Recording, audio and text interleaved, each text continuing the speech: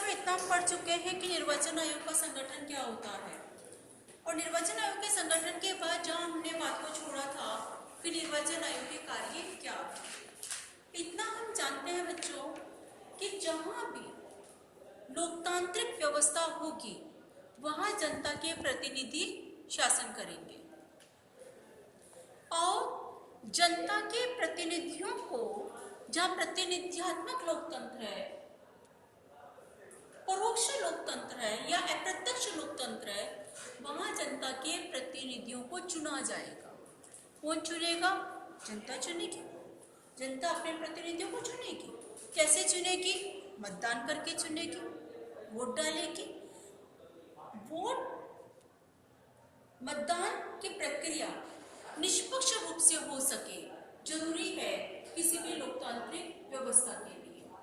इसके लिए निर्वाचन आयोग का गठन किया गया है भारत में भारतीय संविधान के अनुच्छेद 324 के अंतर्गत।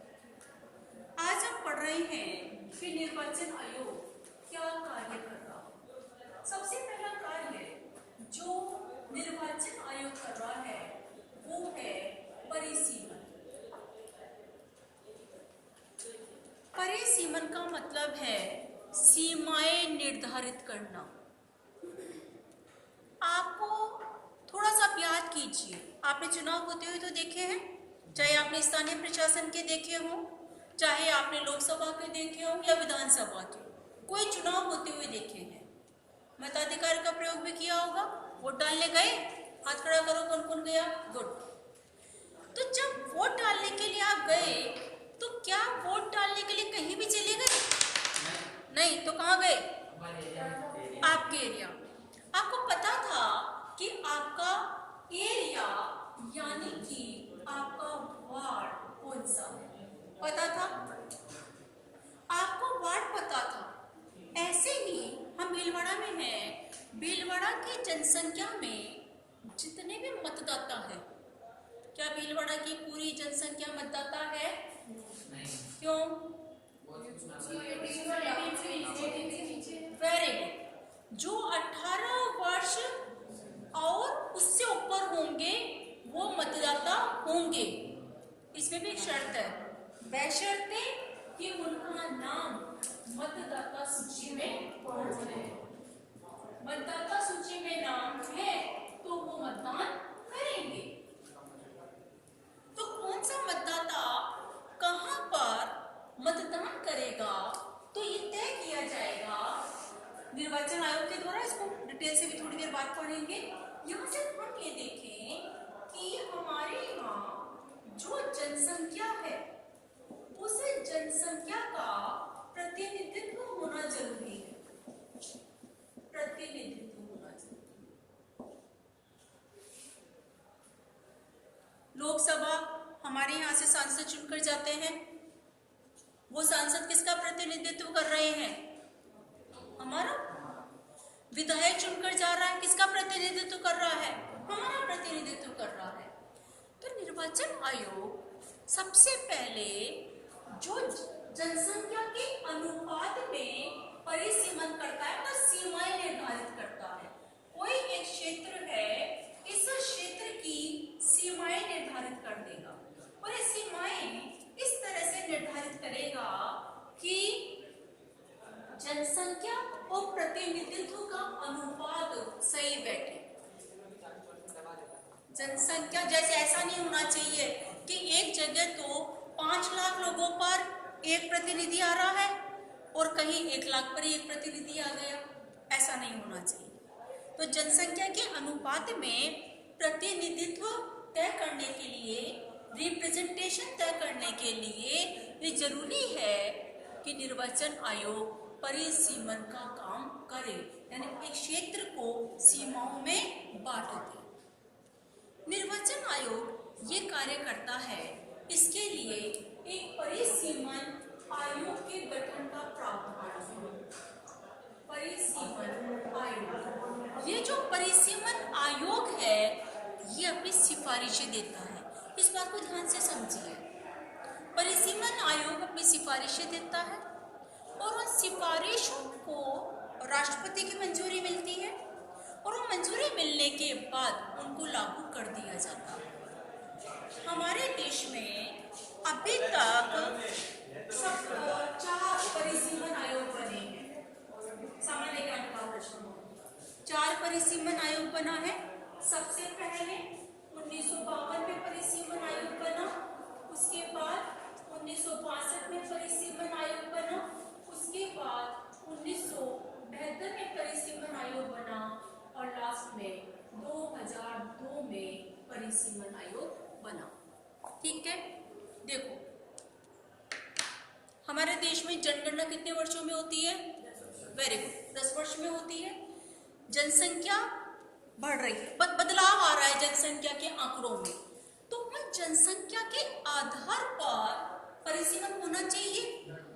ठीक है, लेकिन 2002 के बाद परिसीमन आयोग ने जो अनुशंसाएं की, वो अनुशंसाएं हमारे सामने आई 2008 में, और 2008 के अनुशंसा के आधार पर नए सिरे से परिसीमन किया गया। मतलब कितनी जनसंख्या कौन से वार्ड में होगी, कौन किसका वार्ड कौन सा होगा, ये सीमांकन कर दिया गया, सीमा बना दी गई और ऐसा कहा गया कि 2001 की जनसंख्या के आधार पर ये सीमांकन होगा। 2008 में, 2007 में, 5 में तो कोई जनगणना हुई नहीं, तो ये जो सीमांकन हुआ इसका आधार क्या रखा गया?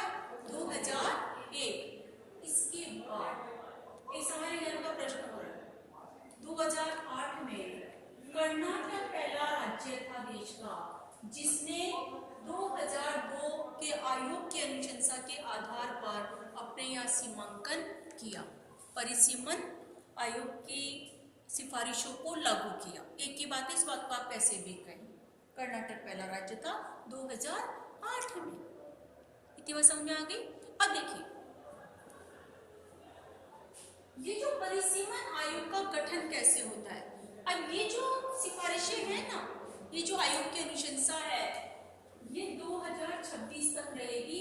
2026 तक कोई परिवर्तन नहीं होगा। ठीक है, ये परिसीमा इस तरह से गठित की गई है। किसी भी प्रकार के आपके प्रश्न है वो बाद में हम उनको डिस्कस करते रहेंगे। अभी एक मोटी मोटी बात समझने की कोशिश कीजिए। ये परिसीमन आयोग में, अब ये जो परिसीमन आयोग बनाया जाता है, इसका गठन कैसे होता है? इसमें सर्वोच्च न्यायालय का मुख्य न्यायाधीश, रिटायर्ड सर्वोच्च न्यायालय सर्वोच्च न्यायालय का सेवानिवृत्त न्यायाधीश इसके अध्यक्ष होंगे। जब भी परिसीमन आयोग बनेगा उसकी अध्यक्षता कौन करेगा? सर्वोच्च न्यायालय के सेवानिवृत्त न्यायाधीश जो रिटायर हो चुके हैं। और इसमें कौन होगा? मुख्य निर्वाचन आयुक्त, मुख्य निर्वाचन आयुक्त कौन है? हमें बताया था जब संगठन पढ़ाया था। मुख्य निर्वाचन आयुक्त कौन है? याद भी रखा करो। सुनील अरोड़ा, अब याद आ गया? गुड। और राज्य का जो निर्वाचन आयुक्त होगा, राज्य का निर्वाचन आयुक्त, अब जब हम कहते हैं कि राज्य का निर्वाचन आयुक्त, तो देखिए राजस्थान में परिसीमन हो रहा है तो राजस्थान के आयुक्त को शामिल किया जाएगा। उत्तर प्रदेश में परिसीमन हो रहा है तो उत्तर प्रदेश के निर्वाचन आयुक्त को शामिल किया जाएगा। महाराष्ट्र में परिसीमन हो रहा है तो महाराष्ट्र के आयुक्त को शामिल किया जाएगा। तो जिस राज्य में परिसीमन करना है वहां के आयुक्त को परिसीमन आयोग में शामिल किया जाएगा। ठीक है, सामान्य ज्ञान के प्रश्न, केवल 4 परिसीमन आयोग बने हैं अभी तक। लास्ट में 2002 के आयोग के आधार पर 2008 में परिसीमन हुआ है और ये 2026 तक चलेगा। एक लेटेस्ट इंफॉर्मेशन और है इस बारे में, 370 हट गई है, जम्मू कश्मीर की स्थिति अलग हो गई है, लद्दाख एक केंद्र शासित प्रदेश बन गया है। अब देश में 2 केंद्र शासित प्रदेश अलग हो गए हैं, बन गए हैं, ऐड हो गए हैं, ठीक है। तो अब इनका भी तो परिसीमन करना होगा ना इनका परिसीमन। अभी हुआ नहीं है, लेकिन केंद्रीय स्तर पर प्रधानमंत्री, गृह मंत्री ये विचार विमर्श कर रहे हैं कि इनके परिसीमन के लिए अलग से एक आयोग का गठन किया जाए। हो सकता है आपकी परीक्षा हो तब तक या अगले साल तक आपको इस बारे में और कोई सूचना अखबारों में पढ़ने को मिले। अपडेट रहिए, पढ़ते रहिए पेपर में, और जब आप पेपर में परिसीमन आयोग के बारे में पढ़ेंगे तो आपको ये याद आ जाना चाहिए, ठीक है। अब एक बात इसी से संबंधित एक बात और है, वो ये कि वार्ड में निर्वाचन आयोग के कार्य में एक कार्य और है आरक्षण। वार्ड्स को आरक्षित किया जाता है।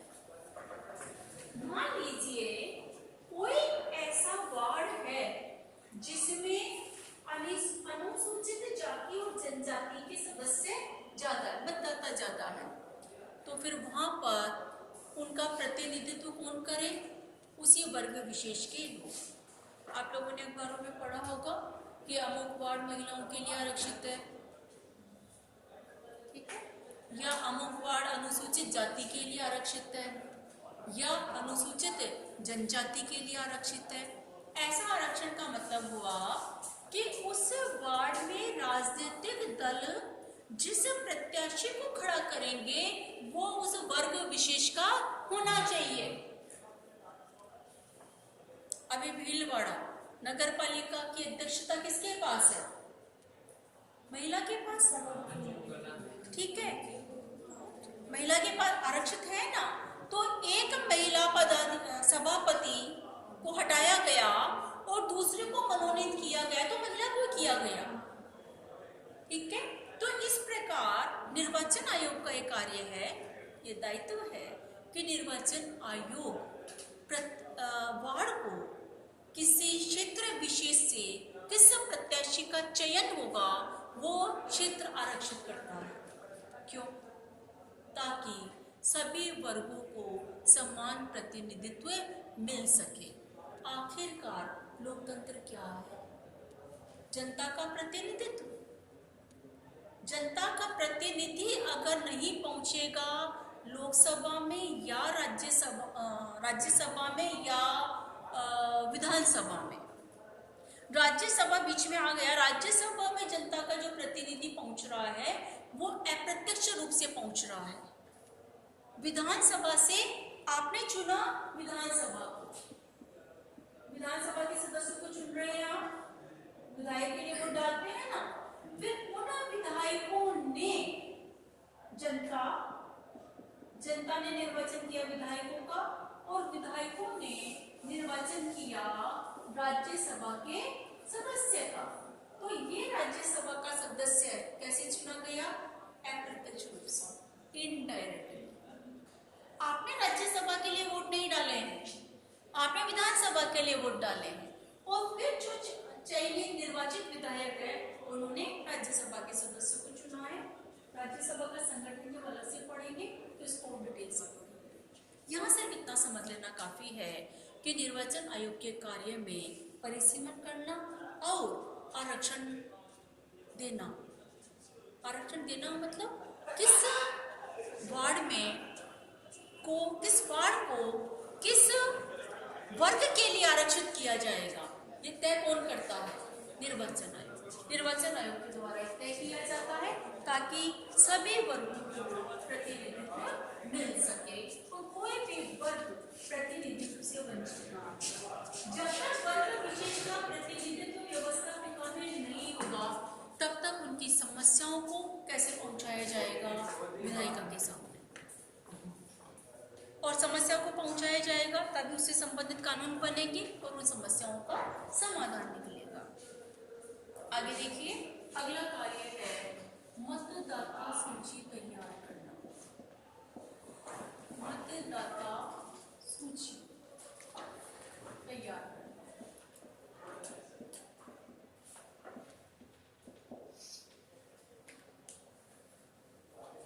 आपने देखा होगा कि आपके घर घर बीएलओ जाते हैं, मतदाता सूची में नाम लिखते हैं और पहले से नाम है तो उसको कंफर्म करते हैं।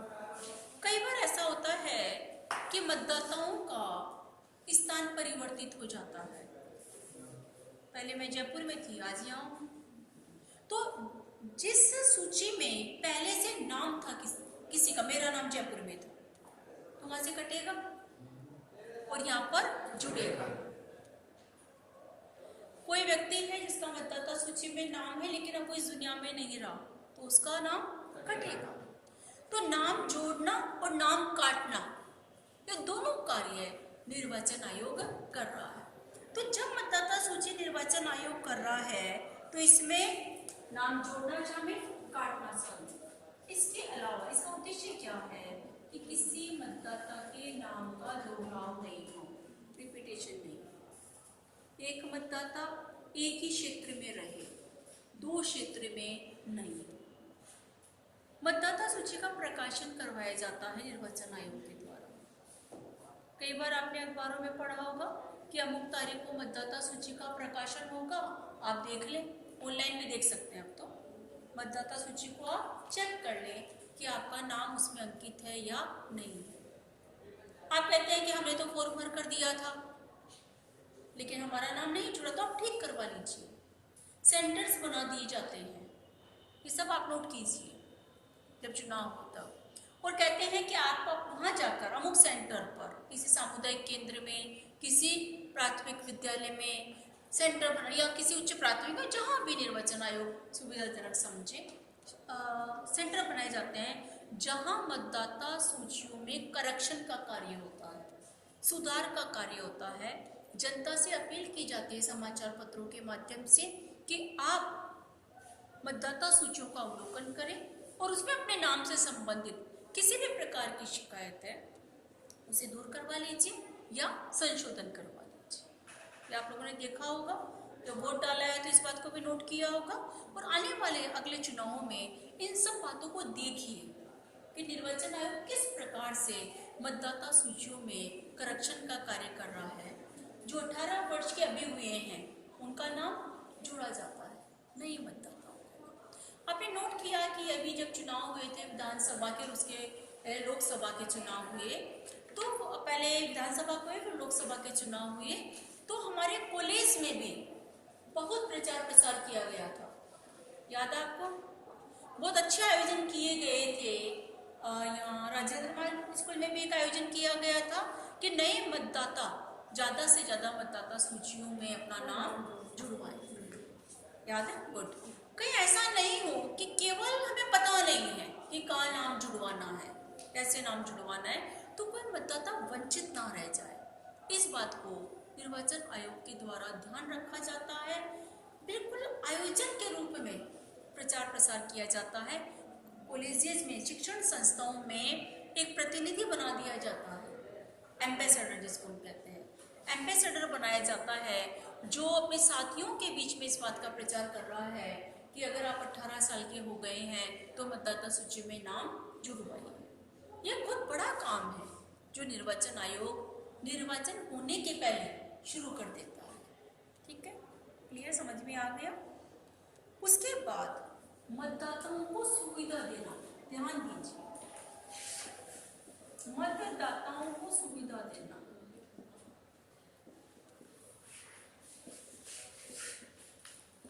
आप जब मतदान करने के लिए जाएं तो इस बात को भी नोट कीजिए कि जब हम वोट डालने के लिए जाते हैं तो लंबी लाइन होती है। अब निर्वाचन आयोग ध्यान रखता है कि मतदाताओं को परेशानी नहीं हो। 3 शेड लगा दिए गए हैं ताकि छाया में खड़े हो सके। आप पानी की व्यवस्था होती है। आप आपने देखा कि कुछ मतदाता व्हील चेयर पर भी आ रहे हैं, दिव्यांग है, उसको विशेष ध्यान रखा जाता है।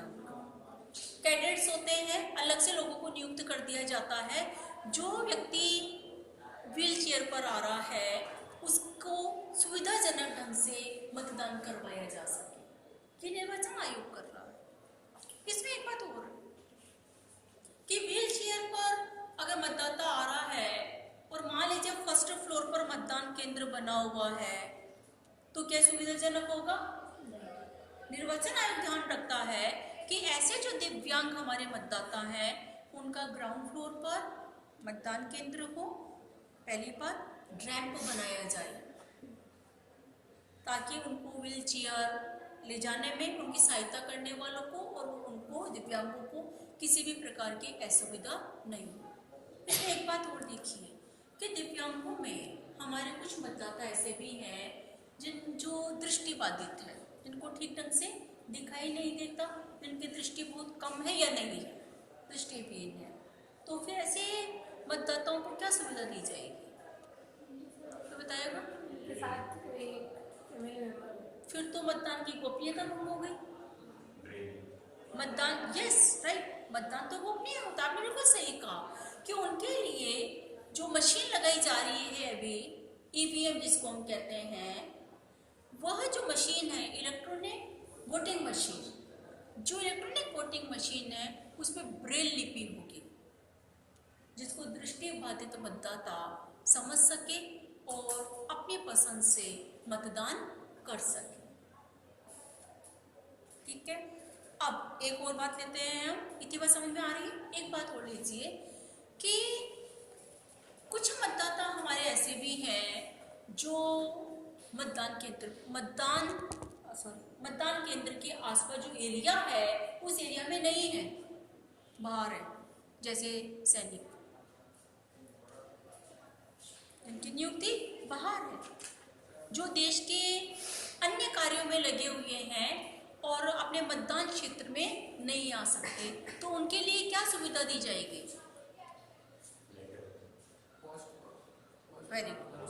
वेरी तो उनको बाय पोस्ट मतदान करने का हक होगा, बाय पोस्ट वो मतदान कर सकते हैं।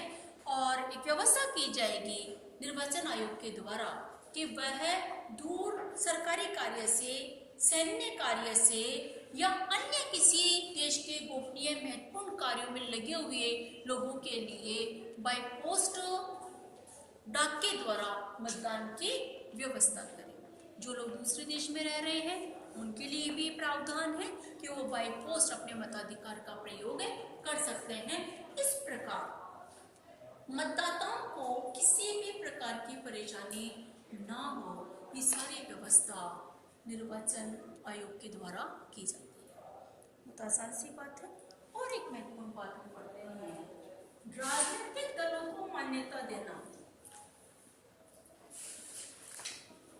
राजनीतिक दलों को मान्यता देना,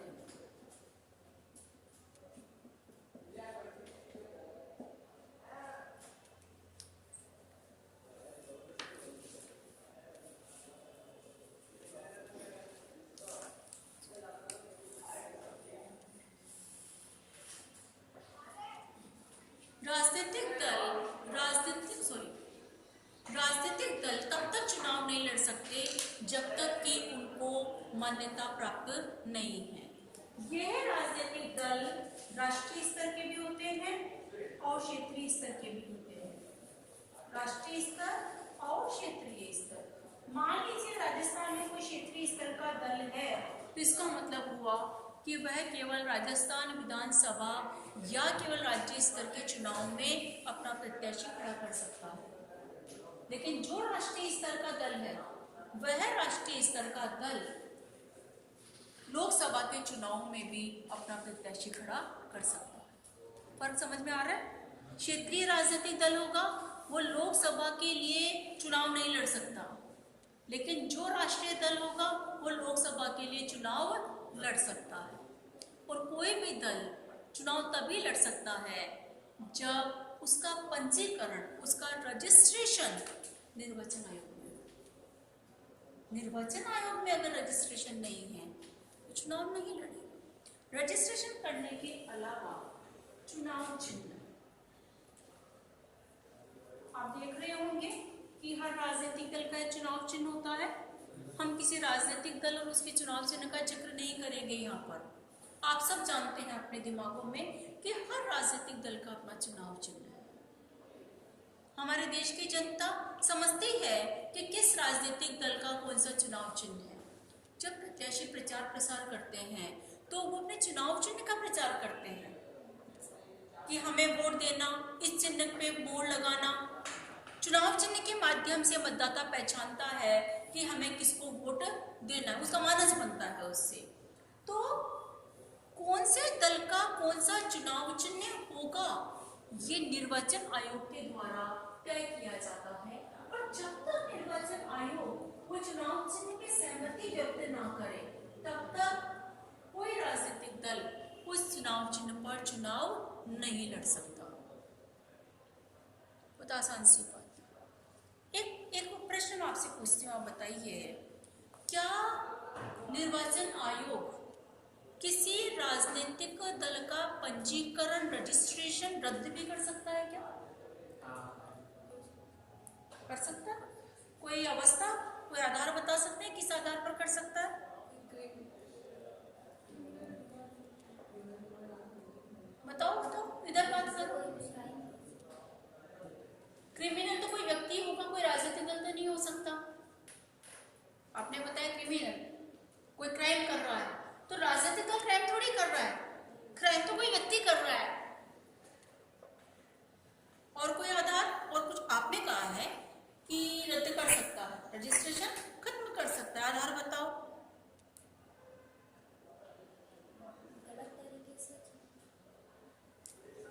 देखो, अगर कोई राजनीतिक दल ऐसा है जिसने अपना रजिस्ट्रेशन तो करवा लिया पर चुनाव नहीं लड़ रहा, हो सकता है ना, ऐसा हो सकता है कि चुनाव हो गए कई लेकिन उसने अपना एक प्रत्याशी खड़ा नहीं किया।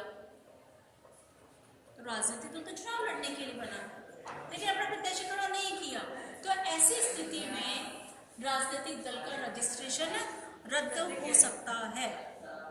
जैसे हम एक उदाहरण लें, 2005 से 2015 के बीच,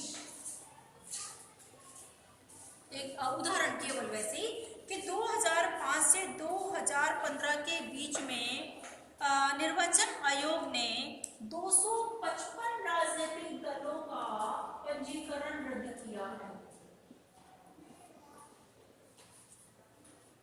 ये 255 राजनीतिक दल गठित हुए, निर्वाचन आयोग में अपना रजिस्ट्रेशन करवाया, उनको मान्यता मिल गई, लेकिन इन्होंने इस अवधि में एक भी प्रत्याशी निर्वाचन के लिए खड़ा नहीं किया, तो निर्वाचन आयोग ने इनका पंजीकरण रद्द कर दिया। एक राजनीतिक दलों की स्थिति ये भी होती है कि कभी दो दल मिल सकते हैं। ये दो दल अलग अलग थे, अब ये दो दल चाहते हैं कि हम दो राजनीतिक दल ना रहे, हम एक बन जाएं। हो सकता है ऐसा, ठीक है। तो ऐसी स्थिति में निर्वाचन आयोग क्या करेगा? निर्वाचन आयोग इन दोनों दलों के विलय को स्वीकार कर लेगा और एक राजनीतिक दल के रूप में मान्यता दे देगा। किंतु ये ध्यान दीजिए कि जब ये दो दल थे तब इनके पास दो चुनाव चिन्ह भी थे। अब एक राजनीतिक दल के पास दो चुनाव चिन्ह तो नहीं हो सकते, तो फिर निर्वाचन आयोग एक चुनाव चिन्ह को रद्द कर देगा, एक को स्वीकार कर लेगा और एक को रद्द कर देगा। अब दो दलों का विलय हो गया और दो दलों का विलय हुआ और उनका एक चुनाव चिन्ह हो गया, वो एक दल बन गए, ठीक है। इसके विपरीत भी हो सकता है, इसके अपोजिट क्या हो सकता है? यस, एक राजनीतिक दल है, अब बिल्कुल ये राजनीतिक दल में किसी भी प्रकार का मतभेद हो गया, अब ये राजनीतिक दल टूट सकता है कि एक तो सी रह गया और एक डी बन गया। तो फिर निर्वाचन आयोग इस राजनीतिक दल में दो दलों को मान्यता देगा। और फिर एक दल को चुनाव चिन्ह भी दिया जाएगा। निर्वाचन आयोग तय करेगा कि किस दल के पास कौन सा चुनाव चिन्ह रहेगा। तो राजनीतिक दलों का पंजीकरण करना, रजिस्ट्रेशन करना या उनको मान्यता देना एक ही बात है। मान्यता देने का कार्य निर्वाचन आयोग का है और निर्वाचन आयोग मान्यता देने के साथ साथ उनको चुनाव चिन्ह भी देता है। इसके अलावा अगली बात जो बहुत महत्वपूर्ण बात है वो है चुनाव करवाना।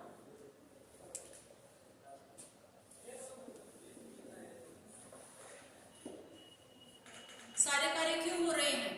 चुनाव करवाने के लिए। चुनाव की तिथि घोषित करना सबसे पहली बात। मतदाता सूची बन गई है, उसके पहले परिसीमन हो गया है, ठीक है। तो चुनाव करवाना, जिस दिन निर्वाचन आयोग के द्वारा चुनाव की तारीख घोषित की जाती है उसको हम कहते हैं कि चुनाव की अधिघोषणा। ये शब्द आप अखबारों में पढ़ लेंगे कि चुनाव की अधिघोषणा। चुनाव की अधिघोषणा होते ही जिस क्षेत्र में चुनाव है वहां आचार संहिता लग जाएगी।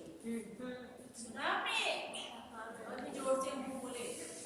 आचार संहिता लग जाएगी। आचार संहिता का मतलब है आचरण के नियम। ये तय हो जाएगा कि वहां की सरकार को किस लिमिटेशन में रहना है, वहां के अधिकारियों को किस आचरण के नियमों में रहना है, वहां के कर्मचारियों को किन आचरण के नियमों में रहना है। और चुनाव का जो प्रचार प्रसार कर रहे हैं प्रत्याशी, उनको भी आचार संहिता का पालन करना होगा। नियत तिथि को चुनाव होंगे, जो भी तारीख तय है उस तारीख को मतदाता अपने मताधिकार का प्रयोग करेंगे, चुनाव होंगे। उसके बाद आजकल ईवीएम मशीन से हो रहे हैं, उनको सुरक्षित जमा कर लिया जाएगा। और जब निर्वाचन की ये प्रक्रिया पूरी हो जाएगी, मतदान की प्रक्रिया पूरी हो जाएगी, उसके बाद काउंटिंग होगी, मतगणना होगी और मतगणना के बाद चुनाव परिणाम घोषित कर दिए जाएंगे। चुनाव परिणाम घोषित होने के बाद ये आचार संहिता खत्म हो जाएगा। ये निर्वाचन की जो आचार संहिता है वो निर्वाचन की आचार संहिता उसमें खत्म हो जाती है।